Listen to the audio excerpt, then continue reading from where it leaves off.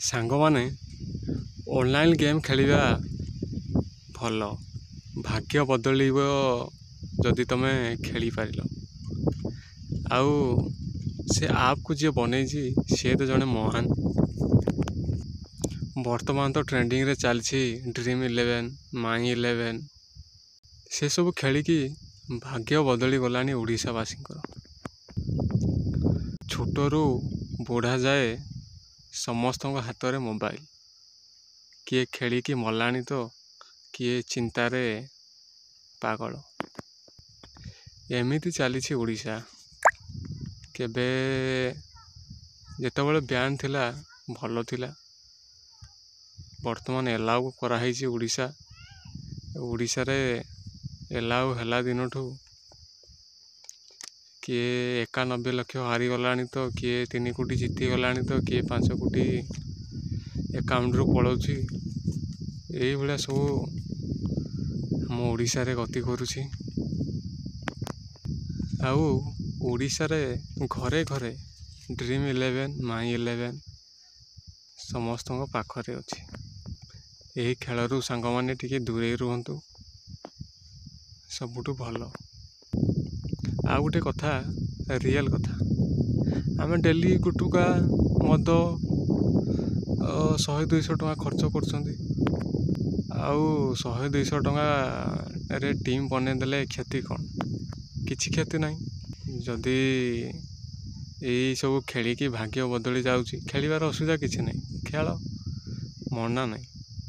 ଯେମିତି ଖେଳାଯାଏ ସେମିତି ଖେଳ। ସେ 5 କୋଟି ଲୋଭରେ ଯେ ପଛପଟୁ ଅନେଇ ଦେଲା ବେଳକୁ ଆଉ କିଛି ନଥିବ, ସେସବୁ ଖେଳ ନାହିଁ। ଭଲରେ ଖେଳ। ଆମର ବହୁତ କ୍ଷତି। Dream11, My11 ବସିଥାଇକି ତାଙ୍କର ଇନକମ୍, ବସିଥାଇକି ଟଙ୍କା ପାଉଛନ୍ତି। ଆମ ହାତରୁ ଦେଉଛନ୍ତି ଟଙ୍କା ଆମେ ଯେ ତାକୁ ପୋଷିବା। ସେ ଗୋଟେ ମ୍ୟାଚ୍ରେ କୋଟି କୋଟି ଟଙ୍କା ସେ ପାଉଛି ଗୋଟେ ମ୍ୟାଚ୍ରେ।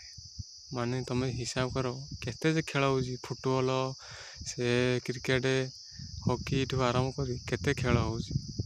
ଗୋଟେ ଘଣ୍ଟାରେ କୋଟି କୋଟି ଟଙ୍କା ସେ ପାଉଛି। ଆମେ ତାକୁ ଖଟିକି ଖାଇକି ମାରିକି ତାକୁ କାହିଁକି ପୋଷିବା? ଗୋଟିଏ ଟିମ୍ ବନେଇବା ପାଇଁ ହେଲେ 50 ଟଙ୍କା। ଡେଲି ଖେଳୁଛନ୍ତି କୋଟି କୋଟି ଲୋକ। ତମେ ହିସାବ କରିଦିଅ, ଧରାଯାଉ 1 କୋଟି, 50 × 1 କୋଟି ତ କେତେ ଟଙ୍କା ହେଉଛି? ପ୍ରାଇଜ୍ ଯାଉ 10 କୋଟି ଟଙ୍କା। ଆଉ ସବୁ ତାର। ଯଦି କିଛି ଭୁଲ କହିଥାଏ, ମୁଁ ତ ଯାହା ଇଚ୍ଛା ତାହା କହିପାର, ମୁଁ କିଛି କହିବିନି। କିନ୍ତୁ ରିଏଲ୍ କଥା, ମୁଁ ଖେଳିକି ଭୋଗିଛି, ସେଥିପାଇଁ ଆପଣଙ୍କୁ କହୁଛି। କାହିଁକି ନା ତମ ସହିତ ବି କିଛି ନହବ, କିଛି ଗ୍ୟାରେଣ୍ଟି ନାହିଁ। ଆମେ ଖଟିକି ଖାଉଛନ୍ତି, ମାଗିକି ଖାଉଛନ୍ତି, ନିଜର ବୋଲି କିଛି ପଛରେ ଇନକମ୍ ନାହିଁ। ଆମେ ସେଥିରେ ଖେଳିବା କାହିଁକି? ଯାହାର ଟଙ୍କା ଅଛି ସିଏ ଖେଳୁ। ବ୍ଲାକ୍ ମନି ଯାହାର ଅଛି, 1000 କୋଟି କୋଟି ଟଙ୍କା, ଆମେ ଖଟିକି ଖାଉଛେ, ଆମେ ଖଟିକି ପିନ୍ଧୁଛେ, ଆମେ ଏଠି ଲଗେଇବାର କ'ଣ ଦରକାର? ଏ ଖେଳ ଥରେ ଅଭ୍ୟାସ ହେଇଗଲେ ତମକୁ ଲାଗିବ ଆଜି ଜିତିଯିବି, କାଲି ଜିତିଯିବି, ଏଇନା ଜିତିଯିବି, ଆଉ 100 ଲଗେଇଦିଏ, ଆଉ 200 ଲଗେଇଦିଏ, ଆଜି ଲାଷ୍ଟ, ଆଉ ଖେଳିବିନି।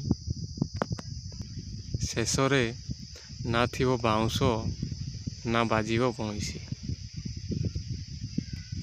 ଯଦି ଆପଣ ବୁଝିପାରିଲେ, ଯଦି ଏ ଭିଡ଼ିଓଟି ଭଲ ଲାଗିଥାଏ ତାହେଲେ ଗାଳି କରିବେ।